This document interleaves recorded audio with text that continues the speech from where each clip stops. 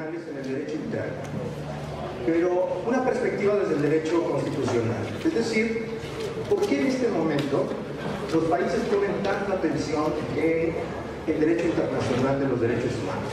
Como ustedes saben, y ya se ha referido aquí, pues a partir de la segunda mitad del siglo pasado es cuando se empieza a desarrollar toda una serie de instrumentos de carácter supranacional que tienen como propósito proteger los derechos humanos y a su vez la creación de obligaciones internacionales para los estados y de órganos que se van a encargar de supervisar el tema de derechos humanos a nivel nacional. Pero si este es un tema que desde hace varios años existe como obligación para los estados, ¿por qué en este momento es tan importante? Y es tan importante y genera tanto interés que por eso estamos aquí todos nosotros, ¿no? Estamos precisamente en la necesidad de entender esta vinculación que existe entre el derecho nacional y el derecho internacional de los derechos humanos. Entonces, de eso es de lo que voy a hablarles durante estas próximas 4 horas. ¿Qué? ¿Están de acuerdo?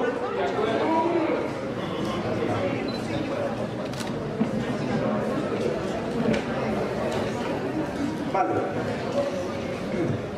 Listo. Muy bien. Eso me gusta. Vamos primero a hacer un análisis. Lo que voy a hacer es que voy a hacer una introducción. Voy a tratar de explicarles a ustedes, compartir algunas de las causas por las que considero es tan relevante el tema del derecho internacional de los derechos humanos en estos momentos. ¿Por qué tan relevante para los estados? Es decir, porque los estados en este momento sí ponen atención en estos temas y antes no lo hacían, a pesar de que las obligaciones ya las tenían. Entonces, y después de eso, voy a hacer un recorrido sobre el impacto que tiene el sistema interamericano, particularmente la Corte, en los países, cómo sus sentencias han llegado a incidir de una manera determinante en los sistemas constitucionales de Latinoamérica. Bueno, vamos a partir por una base. Como vamos a hacer una perspectiva desde el derecho constitucional, justo desde ahí es donde vamos a empezar. La Constitución. La Constitución es el instrumento más importante dentro del ordenamiento de un país. ¿Por qué? Porque de este instrumento es de donde se deriva, hasta acá no llega el cambio, se deriva la estructura formal del Estado, es decir, la forma en la que se va a ejercer el poder público. Regularmente, esta es la clásica división, o la clásica estructura de los check and balance, que desde Montesquieu está descrita. Entonces, la división de funciones. Pero últimamente, ¿qué es lo que había sucedido?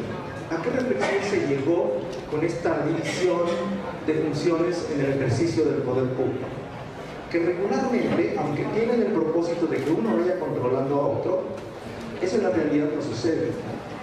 Regularmente uno de ellos siempre busca la manera de prevalecer sobre los otros, de concentrar el poder.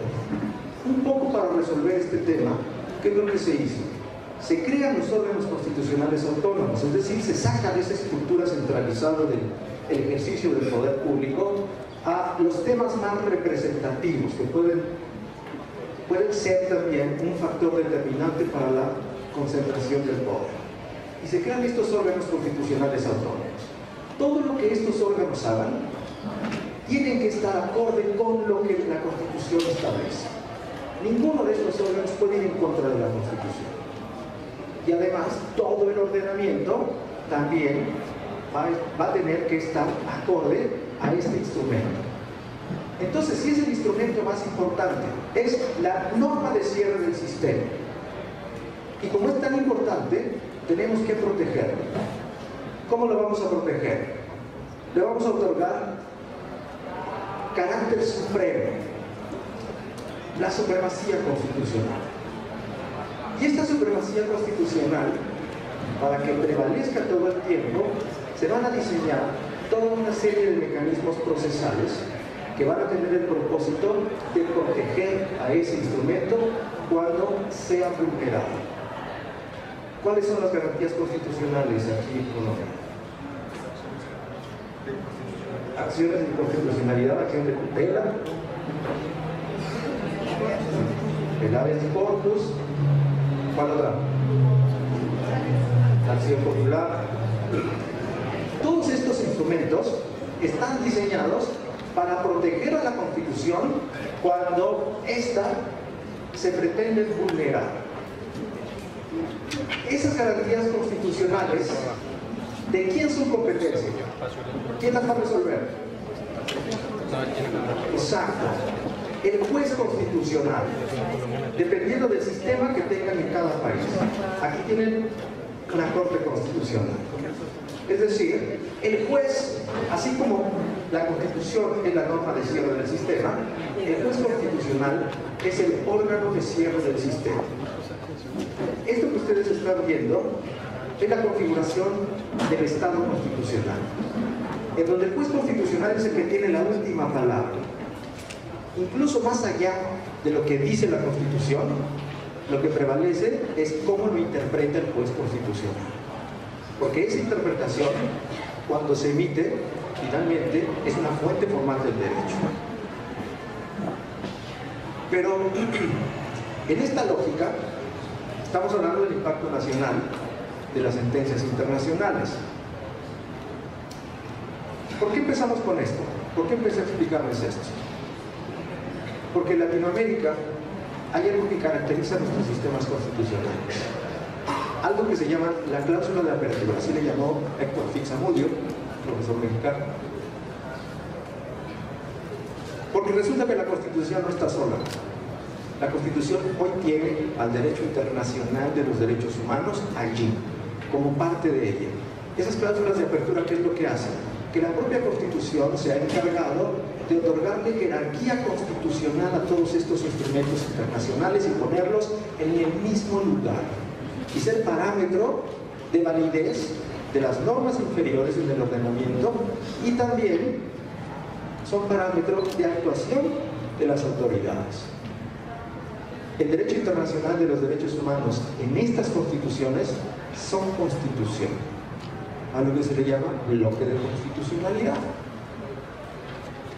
Entonces, resulta que hoy tenemos la necesidad de analizar toda esta transformación compleja del poder público. Este esquema que yo les acabo de mostrar representa una cosa: el sometimiento del poder al derecho, particularmente a la Constitución. Entonces, vamos a partir de que en esta lógica va a haber una permanente tensión entre los que ejercen el poder público y la Constitución y los órganos que se encargan de proteger. Y las constituciones modernas, ¿qué tienen principalmente dentro de sus funciones?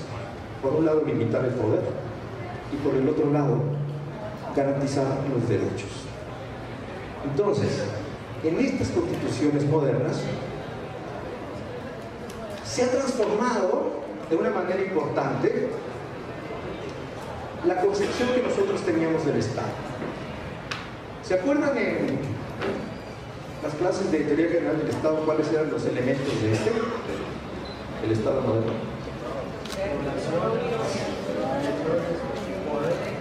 Así es. Soberanía. Ese es un elemento fundamental para entender todas estas transformaciones. ¿Por qué? Porque estos estados, el concepto de soberanía o el principio de soberanía se ha transformado radicalmente.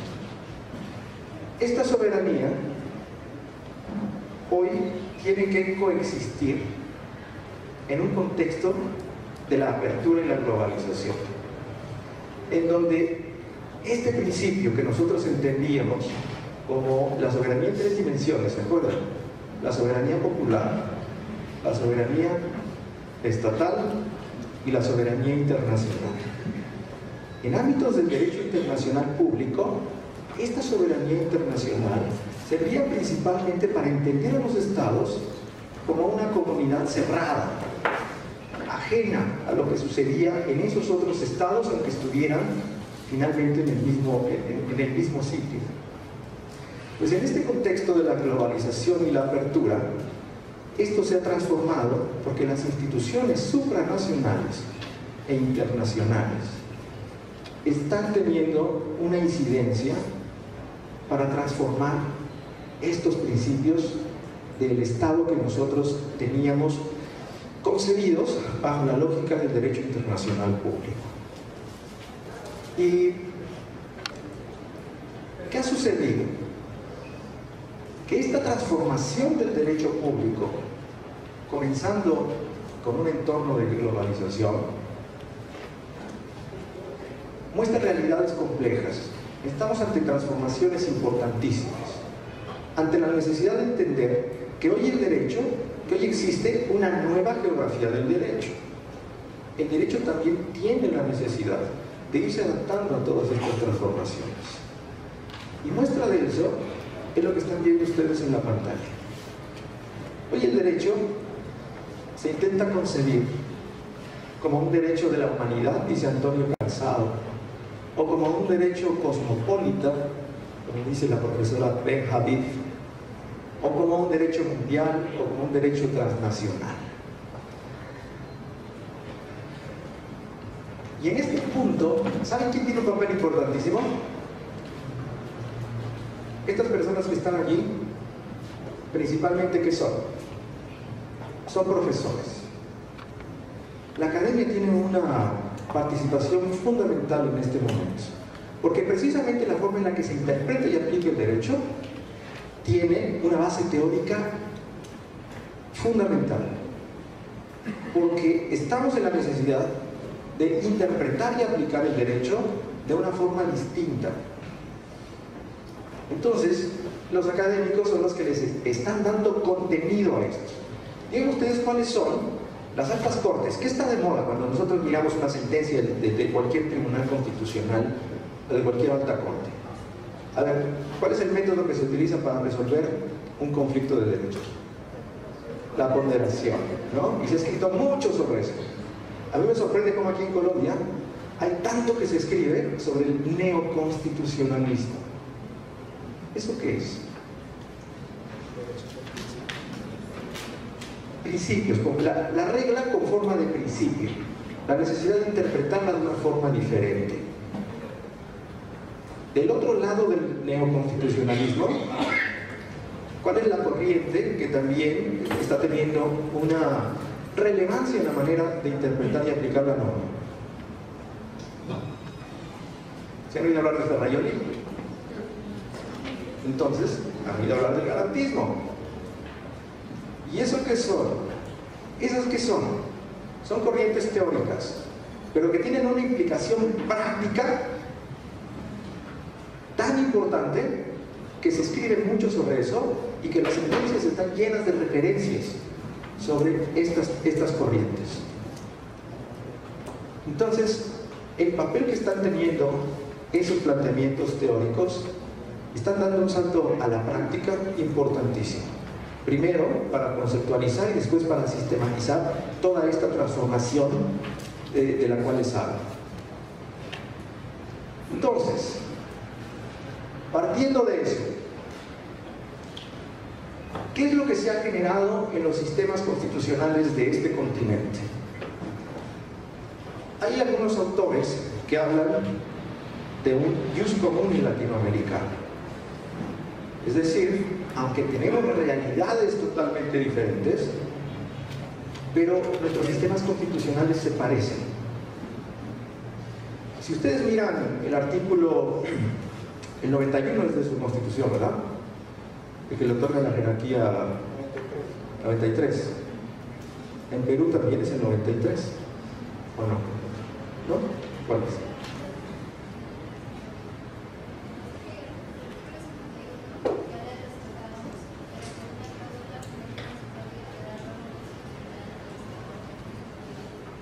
Y si ustedes miran, esto sucede en la mayoría de las constituciones latinoamericanas. Entonces, por eso es que se habla de un jus comune latinoamericano. Les voy a explicar brevemente cuáles son los objetivos, los conceptos clave y los rasgos esenciales de esta doctrina. Conceptos clave. ¿Han escuchado hablar del diálogo jurisprudencial? Que también de eso se está hablando mucho, se está escribiendo mucho, del diálogo entre tribunales.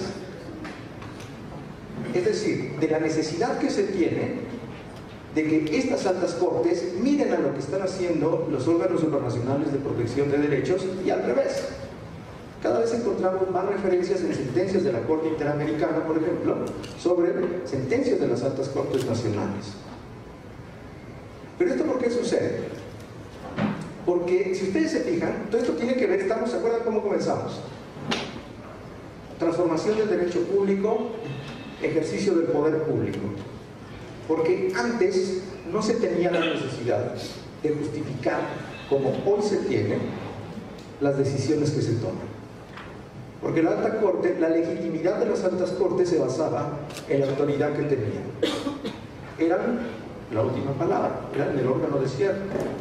Pero hoy resulta que eso puede ser sujeto de revisión de otro órgano.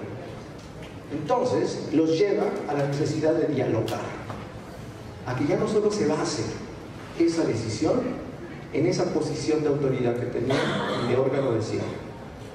Hoy necesitan dialogar. Y eso nos lleva, estas cláusulas de apertura de las que les hablo, al pluralismo normativo. Porque hoy hay que tomar en consideración también a la norma convencional. Pero resulta que la norma convencional también tiene intérpretes, ¿no? Entonces hay que empezar a tomar en consideración quiénes son esos intérpretes y qué es lo que han dicho en relación a todos los tratados internacionales que un país ratifica. Entonces, esos son los conceptos clave. Los rasgos esenciales. La concepción del derecho público tiene que abarcar ahora tanto el derecho nacional como el internacional. El tema de los principios, es decir, neoconstitucionalismo o garantismo, esas son, creo yo, las dos corrientes teóricas que prevalecen y a las cuales los jueces constitucionales se van, hacia un lado o hacia otro. Y después, la relevancia del derecho comparado. Cada vez es más común que miremos cuáles son los criterios de otras altas cortes. Por ejemplo, yo puedo decirles que la Corte Constitucional de Colombia siempre, desde afuera, se mira qué es lo que está haciendo. Últimamente como que ya no tanto, pero tienen sentencias muy relevantes que pueden servir como criterio interpretativo relevante, así es como dijeron ustedes, ¿no? En relación a esto, a la obligatoriedad de las sentencias. Bueno, pues esa también es una parte importante, la relevancia del derecho comparado. Pero quiero concentrarme en los objetivos. Primero, los objetivos del jus comune latinoamericano tienen que ver con el fortalecimiento de la democracia, el Estado de Derecho y los derechos humanos. Estos tres elementos son importantísimos para entender toda esta transformación. ¿Por qué? Porque si alguno de ellos sufre una afectación, invariablemente va a dificultar el ejercicio del otro. Es decir, en un Estado no democrático, en un Estado donde se concentre el poder, va a haber una afectación directa al llamado Estado de Derecho. Y los derechos humanos van a ser muy complicados para respetarse y garantizarse en ese espacio. Tiene una incidencia determinante. Todos los análisis de derechos humanos tienen que contemplar también a la democracia y el Estado de Derecho. Después de eso, el desarrollo del Estado abierto, derivado de lo que les decía de la globalización. Vamos a profundizar un poco más en ese concepto más adelante. Y después, la necesidad de que las instituciones supranacionales o internacionales sean fuertes y eficaces. Eso es algo que se está buscando. Entonces,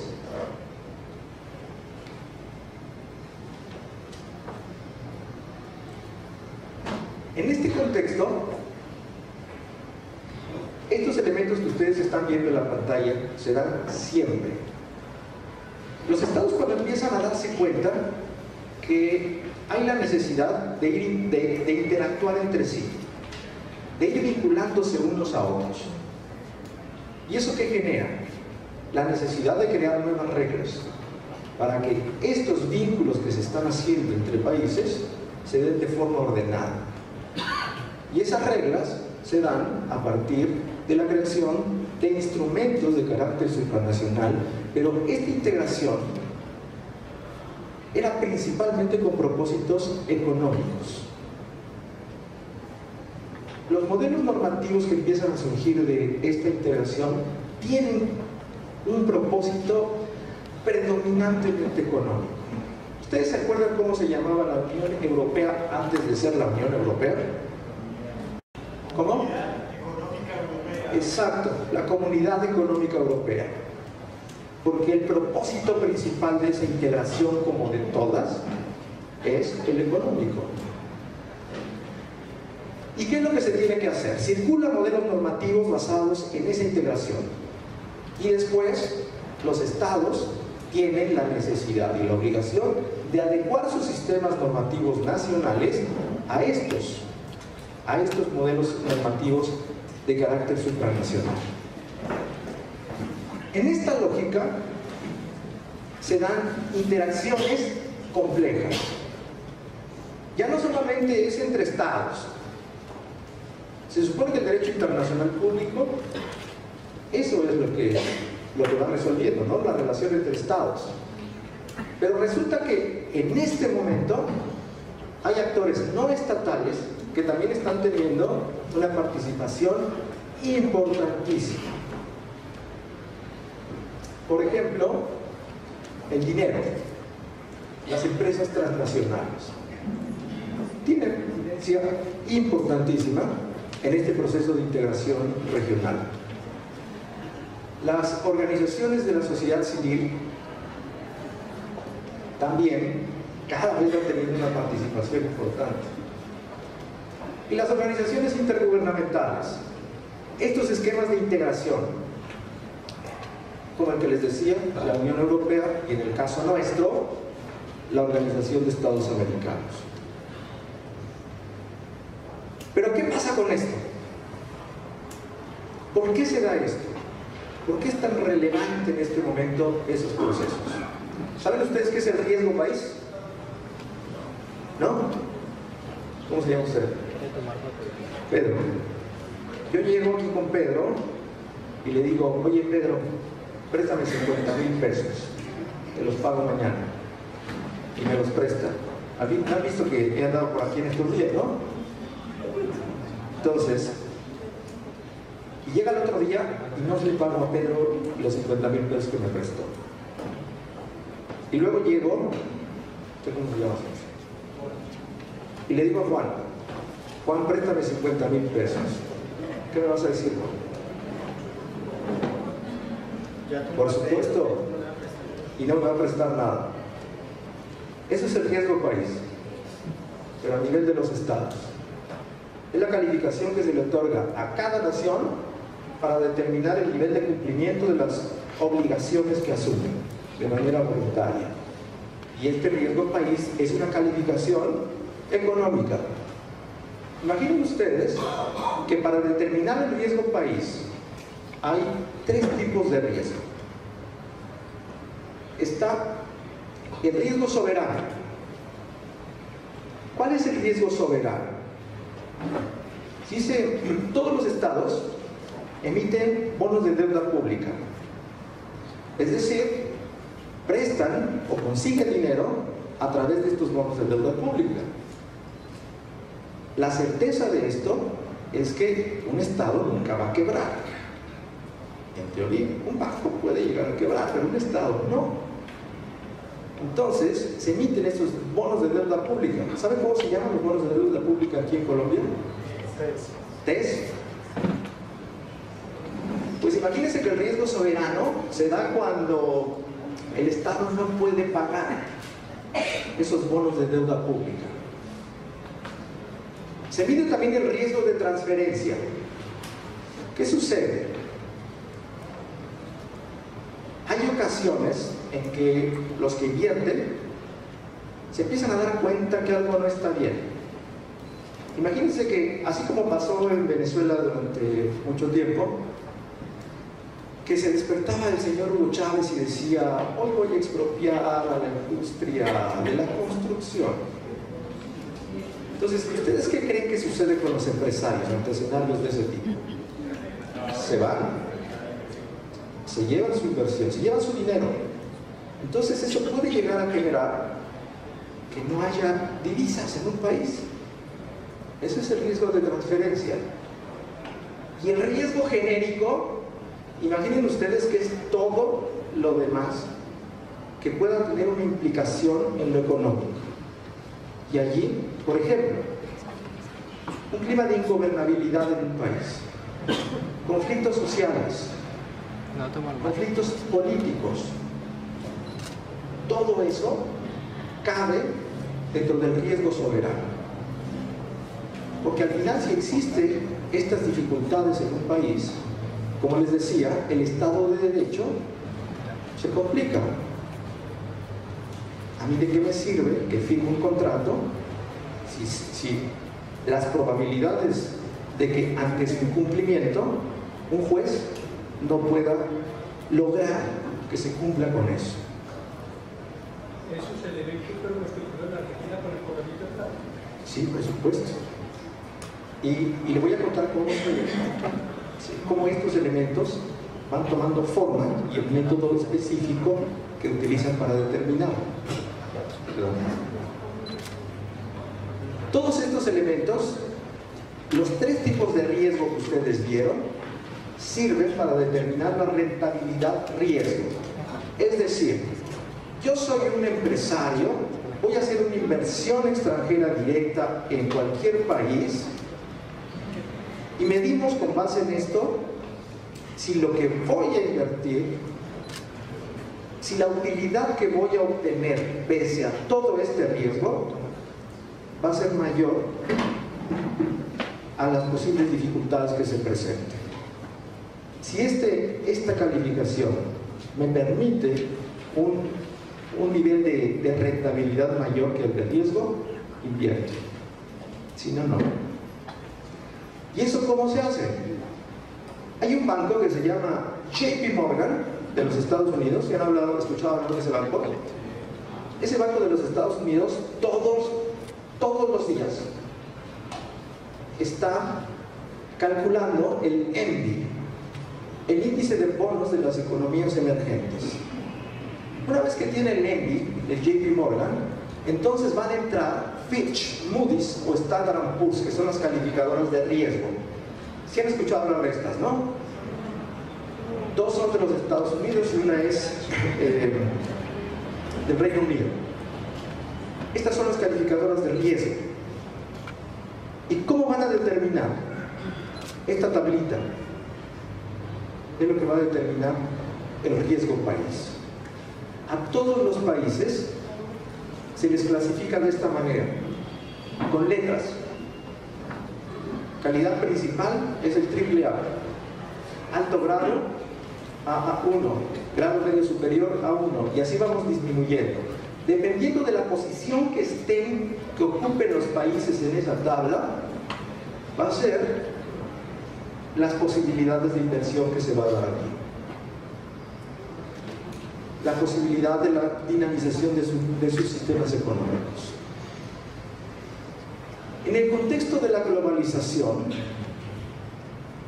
¿qué creen que es lo único o uno de los factores que es tan importante que puede echar a perder toda una política que tenga como propósito subir posiciones en esa tabla? ¿Qué se imagina? ¿De qué es este curso? La vulneración de los derechos humanos. Exactamente. Gracias. Una sentencia que determine la responsabilidad internacional de un Estado porque es incapaz de cumplir con sus obligaciones de respeto y garantía, puede generar que toda una política pública que tiene el propósito de ir subiendo en esta escala, ¡pum!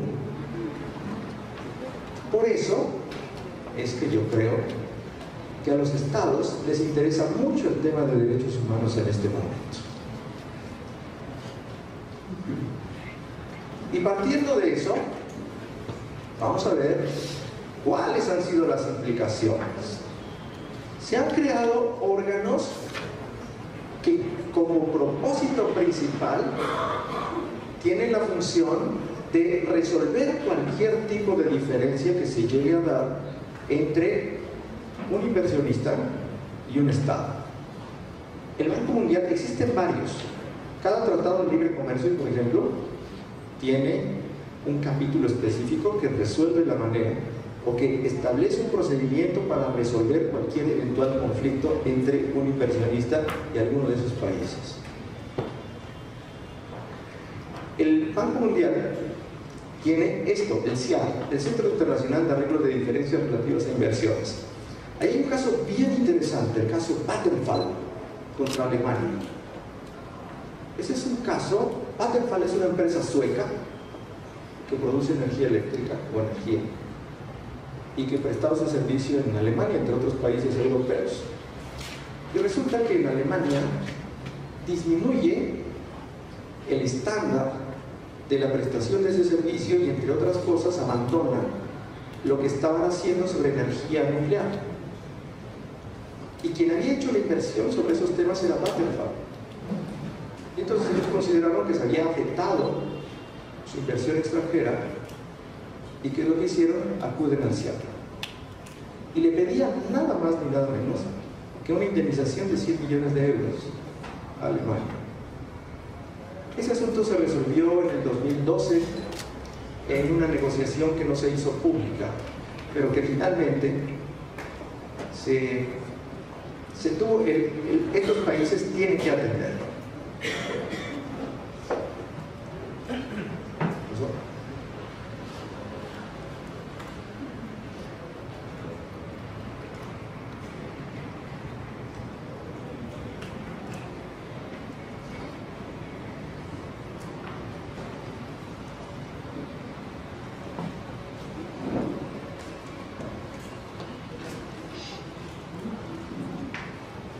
En ese contexto de las instituciones que tienen una incidencia importante, es donde ubicamos ya al Sistema Interamericano de Protección de Derechos Humanos, por las razones que les cuento. Una sentencia que determine la responsabilidad internacional de un Estado ante el incumplimiento de sus obligaciones de respeto y garantía establecidas en la Convención va a tener una influencia, una incidencia tan importante que los estados en este momento están poniendo mayor atención a lo que dice este órgano. Por eso es que la Corte Interamericana, la Comisión y la Corte Interamericana han asumido cada vez un papel más relevante en el contexto continental. La primera vez que nosotros podemos advertir que ya se tenía o se empieza a tener un impacto nacional de estas sentencias internacionales es en esto que ustedes están viendo, la opinión consultiva 14 del 94. ¿Habrá alguien de Perú por aquí? Y no esté seguro. No hay nadie. A ver, ¿de qué habla esa opinión consultiva? ¿Se acuerdan? Básicamente cuando un Estado violenta el articulado de la Constitución Europea no vamos a forzar nuestra Constitución Americana y por eso se ve ahí afectada. Si se fijan ustedes que todas las sentencias de la Corte Interamericana determinan, dicen, bueno, se condena al Estado por haber violado el derecho a la libertad personal en relación con el 1.1. Siempre dicen así, ¿se han fijado? Porque el 1.1, que es lo que establece las obligaciones de respeto y garantía, y el 2 de la Convención ¿Qué es lo que define? La imposibilidad de los estados de argumentar una regulación nacional para incumplir con estas obligaciones del 1.1. Entonces, hasta antes de esto, no se había determinado la responsabilidad de un Estado por la violación del artículo 2 de la Convención. La primera vez que lo plantea la Corte es en esta opinión consultiva. Esta es una opinión consultiva que solicitó la Comisión Interamericana de Derechos Humanos, y lo que consulta es que en la Constitución de Perú se regulaba la posibilidad de la pena de muerte. Y la Comisión lo que plantea es que dice que esto va en contra, evidentemente, del artículo 4 de la Convención Americana, pero había un pequeño problema. La Comisión Interamericana no tiene la posibilidad de solicitar una opinión consultiva para que se pronuncie sobre la compatibilidad de una ley nacional y la Convención Americana. Eso lo pueden hacer los estados.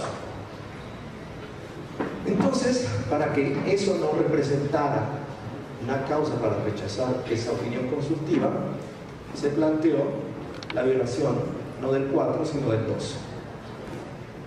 Entonces, ¿cuáles fueron las preguntas que se hicieron en esa opinión consultiva? Primero, ¿cuáles serían, en este caso, el que les conté, los efectos jurídicos de esa ley en vista de las obligaciones internacionales del Estado? Y la otra pregunta es, ¿cuáles son las obligaciones y responsabilidades de los agentes o funcionarios estatales que apliquen esa ley que va en contra de la Convención? ¿Cuáles fueron las respuestas de la Corte?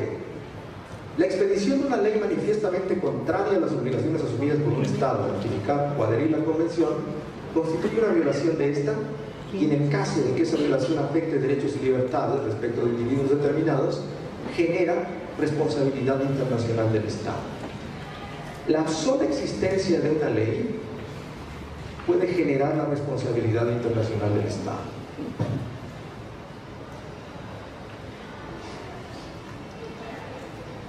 ¿Qué reglas se generaron a partir de que la Corte Interamericana determinó eso en esta opinión consultiva?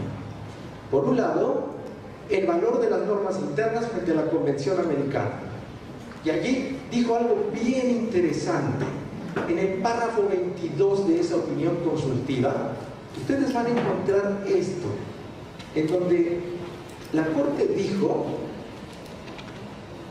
en los supuestos o hipótesis de violación de las obligaciones internacionales asumidas por los Estados parte y que resulten de una eventual contradicción entre sus normas de derecho interno y las de la Convención, aquellas serán evaluadas por la Corte en los procesos contenciosos como simples hechos o manifestaciones de voluntad, susceptibles de ser ponderados solo respecto de las convenciones y tratados involucrados y con prescindencia de la significación o jerarquía que la norma nacional tenga dentro del ordenamiento jurídico.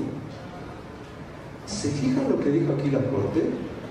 Por un lado, que para la Corte el derecho interno solamente es simples hechos o manifestaciones de voluntad, y esto independientemente de la jerarquía que ocupen a nivel nacional. Es decir, no me importa si es una ley o si es la Constitución. Cualquiera de esos supuestos para mí van a ser solo simples hechos o manifestaciones de la voluntad. Ese es el valor de las normas internas frente a la Convención que se derivó de esta opinión consultiva. Y después define el concepto de la violación en sí mismo de la Convención Americana. Fíjense cómo dicen que las leyes de aplicación inmediata, la violación de los derechos humanos individual o colectiva se produce por el solo hecho de su expedición. La sola existencia de esa ley contraria a la Convención genera responsabilidad internacional. Esas dos reglas fueron la base para eso. Después, ¿cómo continúa este criterio de la Corte Interamericana? El caso Suárez Rosero contra Ecuador de 1997 es importante para ir entendiendo esta evolución. Responsabilidad internacional por expedición de leyes contrarias a la Convención. ¿Sí se acuerdan ustedes del caso Suárez Rosero? El señor Suárez Rosero es detenido en el marco de un operativo contra el narcotráfico. Se le detiene sin orden judicial, sin estado de flagrancia, no tiene defensor,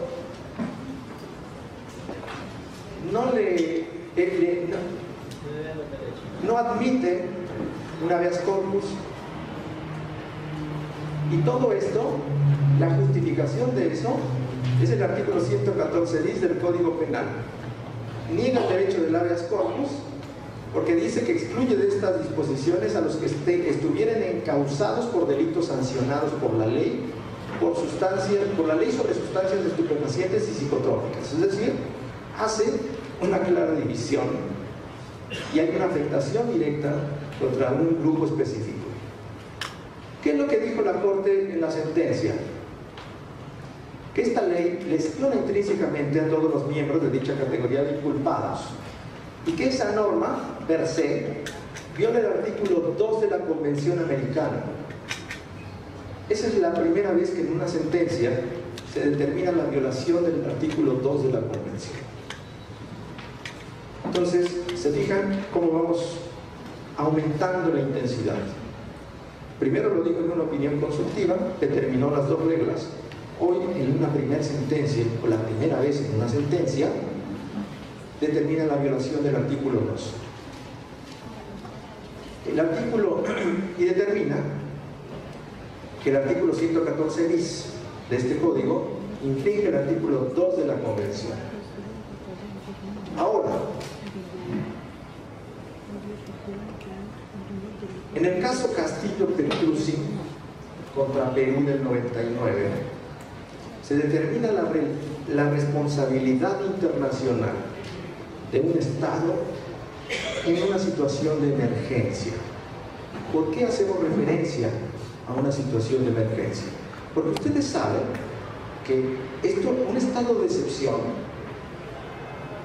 le otorga la posibilidad a los estados de suspender derechos.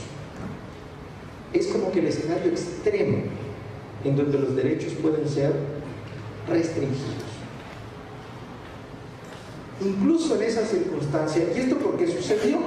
Esto sucede en el contexto de la lucha contra el terrorismo en Perú, contra Tupac Amaru y Sendero Luminoso. ¿Qué es lo que hizo Fujimori en ese tiempo? Con este propósito, estableció una figura muy peculiar que se llamaban los jueces militares sin rostro. Tenían la posibilidad de juzgar sumariamente y además, dentro de la posibilidad de sanción, estaba la cadena perpetua.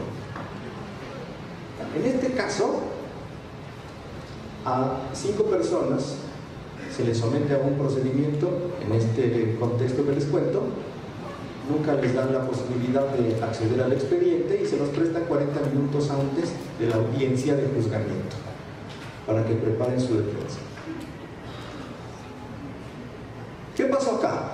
¿Qué es lo que dijo la Corte Interamericana? Reiteró que se violó el artículo 2 de la Convención por cuanto el Estado no ha tomado las medidas adecuadas del derecho interno que permitan hacer efectivos los derechos consagrados en la misma. Pero fíjense, en el resolutivo 14 dice algo que no había dicho antes. Por primera vez le ordena a un Estado reformar las normas que han sido declaradas violatorias de la Convención Americana. En la sentencia anterior solamente determinó la violación o la responsabilidad internacional por la violación del artículo 2. Aquí por primera vez le ordena y le dice reforma esas disposiciones.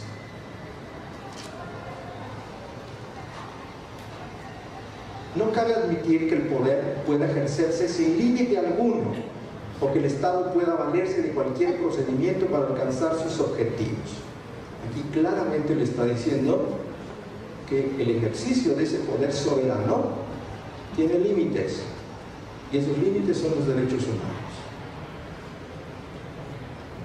Vamos al siguiente caso. De este caso ya les habló Roque-Oppler, ¿no? Olmedo Bustos contra Chile. Responsabilidad internacional por normas constitucionales contrarias a la Convención.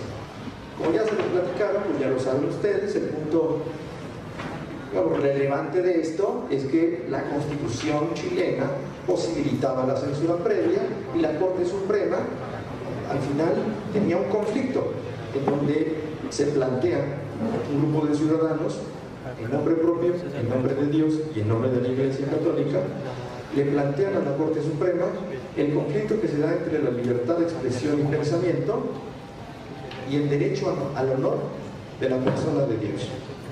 Así se planteó. Y así resolvió el Tribunal Constitucional chileno. Y evidentemente, como ustedes saben, protegió el honor de la persona de Dios. ¿Qué es lo que dijo la Corte Interamericana? Determinó la responsabilidad del Estado que puede generarse por actos o omisiones de cualquier poder u órgano de este, en virtud de que el artículo 19, número 12 de la Constitución establece la censura previa. El Estado debe modificar su ordenamiento jurídico interno. ¿Y cuál era el ordenamiento jurídico interno que violó o que generó la responsabilidad internacional? La Constitución. ¿Esto por qué es relevante?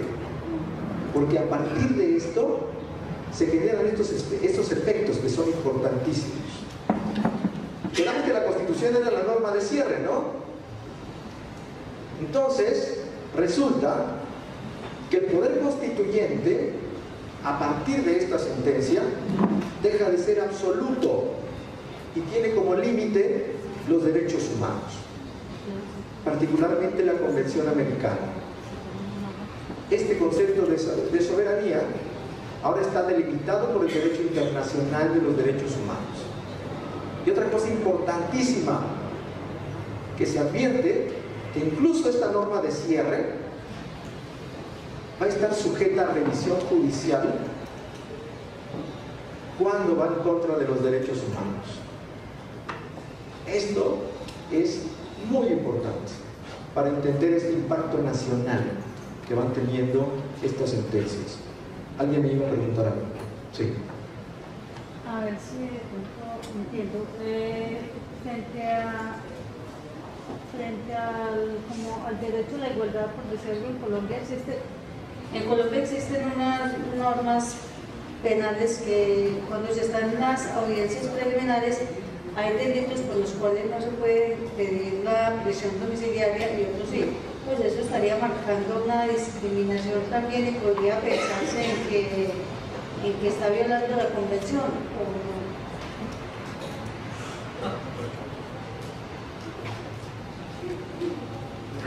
En materia penal hay una regulación específica, porque ahí estamos hablando de la potestad punitiva del Estado. Entonces, habría que analizar de manera concreta lo que usted me dice, pero hay un caso que voy a analizar que tiene algo de vinculación con eso. Entonces, ¿se fijan cómo vamos subiendo de intensidad? En cuanto a la incidencia que tienen estas sentencias a nivel nacional, la siguiente sentencia es Barrios Altos contra Perú. No crean que fue intencional, ya van 3 de Perú, pero son los que me sirven para ejemplificar.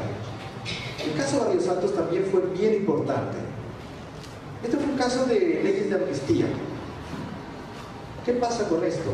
Bueno, finalmente es una masacre que se hace en unas personas que están celebrando y llegan militares y los ejecutan. Militares vestidos de civil, se inicia una investigación que por alguna cuestión no continúa y cuando se reactiva esta investigación se promulga una ley de amnistía. Una jueza empieza a investigar y resulta que dice que esa ley de amnistía va en contra de la Constitución. Pues se promulga una nueva ley de amnistía, en donde específicamente se dice, ya de manera concreta, que nadie de los que participó en ese evento puede ser juzgado. Y además que tampoco es revisable judicialmente. Bueno, pues de ese caso, la Corte Interamericana determinó que son inadmisibles las disposiciones de amnistía, las disposiciones de prescripción y el establecimiento de excluyentes de responsabilidad que pretendan impedir la investigación y sanción de los responsables. Pero lo más importante es que habló de una manifiesta incompatibilidad y determinó que una ley que es incompatible con la Convención Americana carece de efectos jurídicos. Esto no es cualquier cosa, Una ley válida y vigente, es decir, que pasó por todo el procedimiento interno para que existiera y formara parte, fuera derecho positivo, por ser contraria a la Convención, no tiene efectos jurídicos. Ese es el siguiente nivel de incidencia de una sentencia internacional. Resulta que esto era tan importante en el contexto de muchos gobiernos que habían tenido antecedentes de dictaduras militares y que estaban en condiciones similares, que la Comisión Interamericana solicitó una interpretación de esa sentencia y le preguntó a la Corte cuál era el alcance de esas reglas, que si esas reglas se aplicaban solamente para el Estado parte material en el caso, o sea, Perú, o que podrían aplicarse de manera general. Y también le preguntó, fíjense, ¿qué es lo que dice la pregunta? ¿Tiene la sentencia en el caso de Barrios Altos con referencia a la incompatibilidad de las leyes tales con la Convención Americana alcance general o se limita solamente al caso indicado? Y la Corte respondió que lo resuelto en la sentencia de fondo en el caso de Barrios Altos tiene efectos generales. Entonces, aquí amplió aún más el efecto de las sentencias. Por eso es que este caso de Barrios Altos resulta muy importante para analizar también esta evolución. Entonces, ¿se fijan cómo empezamos? Declaración de violación del artículo 2. Después, la primera vez que le ordenó modificar esa disposición contraria a la Convención. Después, con la Constitución. Después, la posibilidad de declarar que una ley no carece de efectos jurídicos. Todo ese control que les acabo de decir es contra leyes nacionales. Alguien de aquí preguntó uno de estos días, no me acuerdo en qué conferencia, ¿qué pasaba con las políticas públicas? ¿O si había posibilidad de seguir en políticas públicas? Pues la Corte Interamericana lo ha hecho. Y lo ha hecho en este caso que están viendo ustedes acá. El Instituto de Reeducación del Menor contra Paraguay. Una sentencia del 2004 en donde, ¿qué es lo que sucedió? Que las condiciones de tratamiento de personas menores de edad que estaban involucrados en conductas posiblemente constitutivas de delito estaban siendo tratadas de una manera contraria a la Convención. ¿Y qué es lo que dijo la Corte en este caso?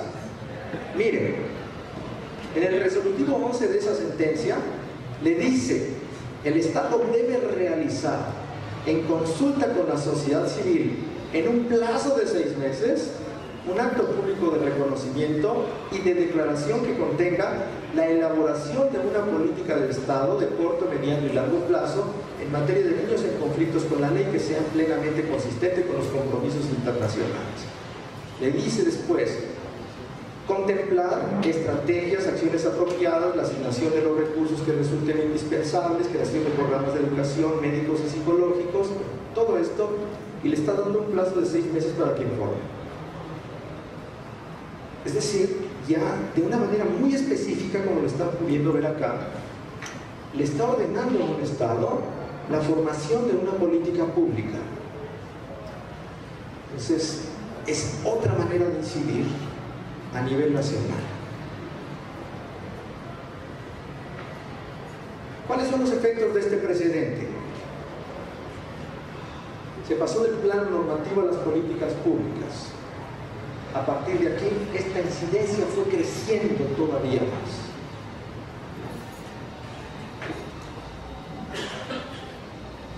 Ahora, ¿pero por qué la Corte Interamericana puede hacer esto? ¿Por qué creen ustedes que la Corte Interamericana se mete hasta la cocina de los países?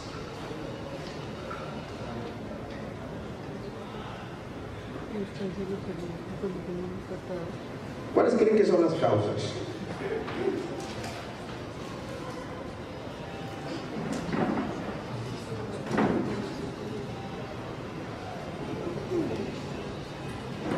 ¿No? ¿Ya se olvidó?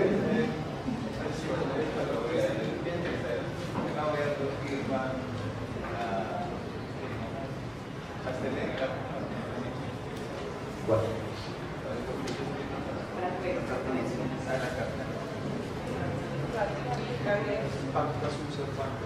Sí.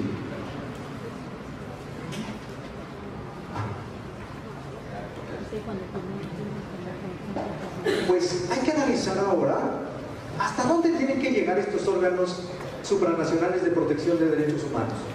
¿Se tienen que meter así como lo hace la Corte Interamericana hasta la cocina? ¿O no? ¿O tienen que dejar un espacio para que los estados cumplan de manera voluntaria con lo que determinan en sus sentencias? Para determinar esto, es importante o va a ser útil que hagamos un análisis comparado entre el sistema europeo y el sistema interamericano. Evidentemente no me voy a meter en esto de manera específica porque ya tuvieron la charla con Carmen ayer, por ejemplo, pero vamos a poner en contexto dos doctrinas que se han generado en estos dos sistemas y que tienen que ver con esto, con el nivel de deferencia que deben darle a los estados para cumplir con estas sentencias. Es decir, la doctrina del margen de apreciación nacional en el sistema europeo y el control de convencionalidad en el sistema interamericano. Entonces, primero, en el sistema europeo hay algo que creo que es importante. Eso ya lo vieron ayer con Carmen, por eso me lo salto. Pero miren, este es el informe anual del año 2012 del sistema europeo. Pero vamos o lo que quiero que ustedes vean, ¿cuáles son los números del sistema europeo? Estos son los casos que llegan por año. En el 2012 llegaron 65.200. Estos son los que están pendientes de resolver. O sea, este es el rezago del sistema europeo. ¿Cuántos son? 128.100. Estas son las sentencias que dictan cada año. Ese número va descendiendo, ya se llegaron 1.003 sentencias en 2012. ¿Y cuántas tienen pendientes? 128.100. Ahora, vamos a ver esos números, pero en el sistema interamericano. En el 2012, por ejemplo, se recibieron 1.936 peticiones. En la Comisión Interamericana recibió 1.936. En esa gráfica ya se fijaron quién presenta más peticiones, qué país. Y luego, exactamente. Fíjense, ahí van los números ya después del proceso que realiza la Comisión Interamericana. El filtro que va realizando de 1936, hay 811 admisibles, 42, pero este es el que me interesaba. Peticiones pendientes de estudio inicial al año 2012, es decir, este es el rezago del sistema interamericano, 7.208. ¿Se acuerdan cuánto es el rezago del sistema europeo? 128.100 contra 7.000. Ayer decía Felipe que el sistema interamericano es frágil. Creo que utilizó ese calificativo. Yo creo que no, pero dependiendo de qué perspectiva. O sea, institucionalmente sí, basta nada más ir a donde trabaja Carmen, por ejemplo, mirar esas instalaciones y detrás de la Corte Interamericana, en ese sentido sí. Pero por la incidencia que tiene, yo creo que no. Ahora, ¿por qué? ¿Cuál es lo que explica por qué la Corte Interamericana tiene esa intensidad en sus sentencias y el Tribunal Europeo no tanto? Yo creo que el aporte más importante de la Corte Interamericana ha sido la doctrina de la reparación integral, las medidas de reparación. En el Tribunal Europeo, lo único que puede hacer en este sistema es lo que le faculta el artículo 41, la satisfacción equitativa, o sea, una indemnización económica. Hasta ahí se puede llegar. En cambio, en el 63.1 de la Convención Americana, que es donde se establece la reparación integral, allí se han desarrollado estos conceptos: restitución, indemnización, proyecto de vida, satisfacción y garantías de no repetición. Es decir, no es suficiente con una indemnización económica, sino hay que mirar también estos otros aspectos.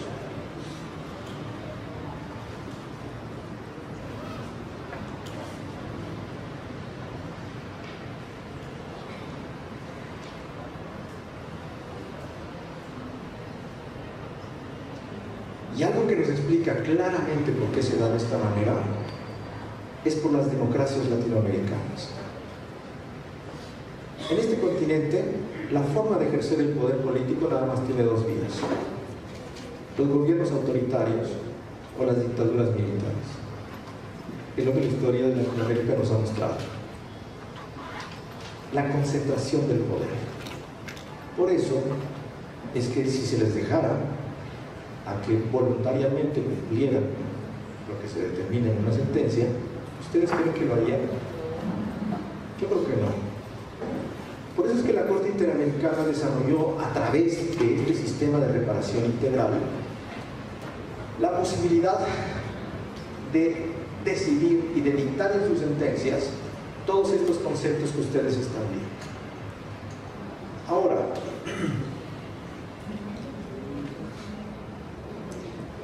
al interior o la conformación de la Corte Interamericana resulta también importante para saber qué es lo que sucede aquí.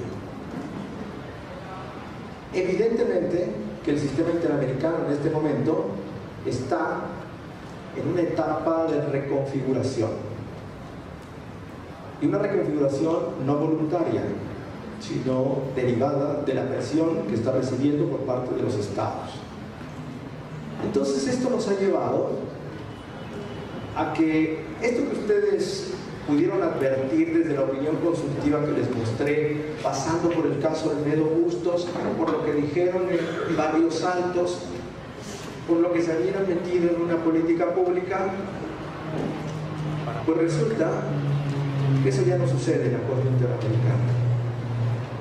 Esa Corte que dictaba estas sentencias en donde el ejercicio del control de convencionalidad se daba en su máxima intensidad, se acabó.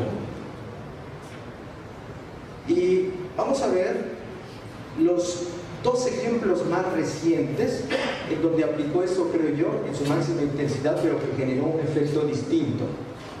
Primero, el propio caso Barrios Altos. ¿Esto por qué? Porque en el 2013 resulta que a nivel nacional continuaron los procedimientos y se determinó la reducción de penas a Vladimiro Montesinos y a los miembros del Grupo Colina, y se elimina la calificación de delito de lesa humanidad. ¿Eso qué iba a generar? La impunidad. La Corte convoca una audiencia de supervisión de cumplimiento y le solicitan que se anule la sentencia que la Sala Penal Permanente de la Corte Suprema Peruana dictó. ¿Y qué pasó? Sucedió. Entonces, Ese es un ejemplo también de cómo, aún después de muchos años, se continúa con esa supervisión y el efecto del sistema interamericano, particularmente de la Corte, a nivel nacional.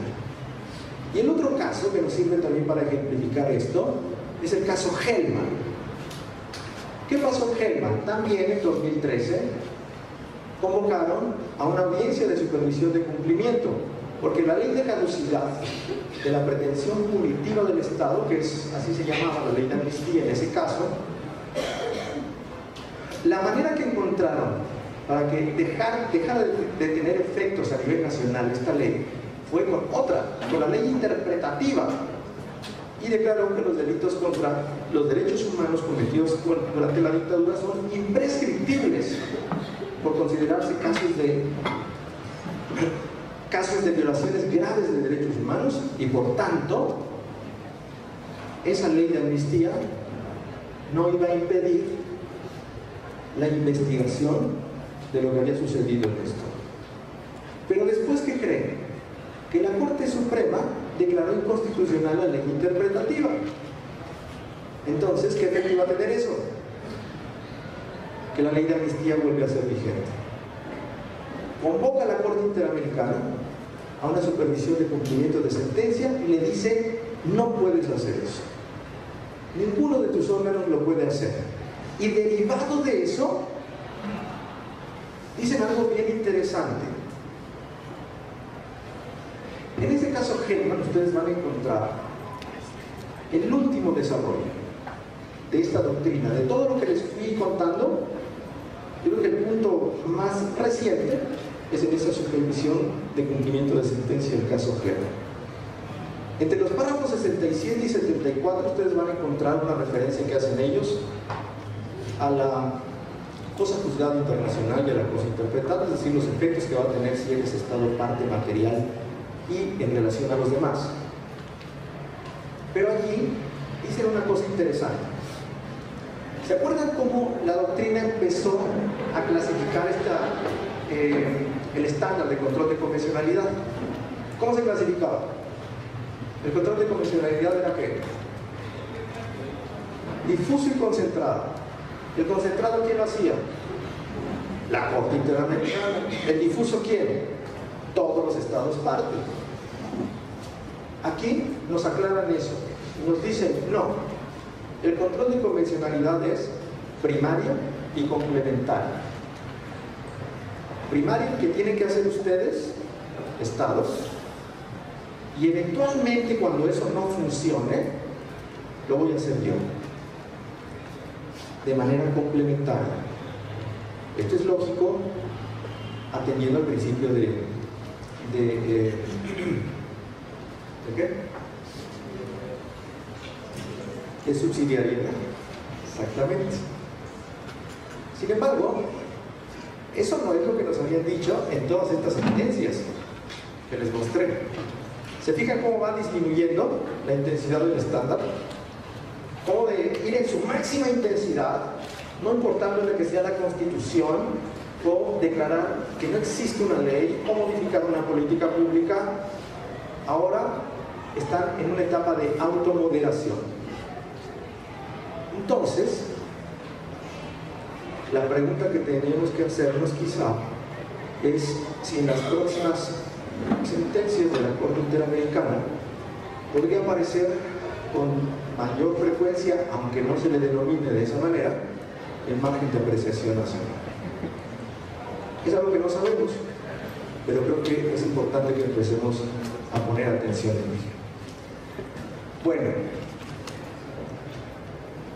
con esto termino yo la reflexión que quería hacer con ustedes en relación al impacto que pueden llegar a tener a nivel nacional las sentencias de estos órganos internacionales que protegen derechos humanos.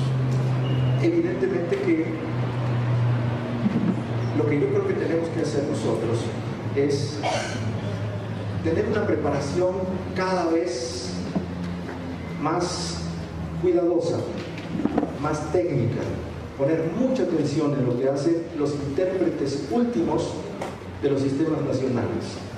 como los jueces ordinarios también lo están haciendo. ¿Qué es lo que se está diciendo en la Corte Interamericana? Y con base en eso, yo estoy convencido que podremos incidir de una manera positiva ante las circunstancias adversas en las que nos encontramos en Latinoamérica. La concentración del poder, que es el elemento que es común en la mayoría de los gobiernos, encuentra en los derechos humanos un límite importante. Entonces, hay que continuar sobre esta línea. Yo les quiero agradecer la paciencia ante esta última sesión y agradecerles desde luego a los organizadores de este curso la posibilidad de estar aquí. Y bueno, pues ahí están mis datos, por si en alguna ocasión quisieran dialogar fuera de este contexto.